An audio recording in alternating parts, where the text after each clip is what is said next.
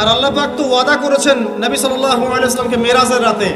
যে তোমার উম্মতের যে কোনো ব্যক্তি যদি শিরক না করে আমার সামনে হাজির হয় আমি তাকে মাফ করব। একটা হাদিসে কুদসির মধ্যে এটাও আছে, হে আদম সন্তান, তুমি যদি আসমান এবং জমিন সমপরিমাণ গুনাহ নিয়ে আমার সামনে দাঁড়াও কিন্তু আমার সাথে কাউকে শরীক করনি, তাহলে আমি আল্লাহ তোমার সামনে আসমান জমিন সমান ক্ষমা নিয়ে দাঁড়াবো।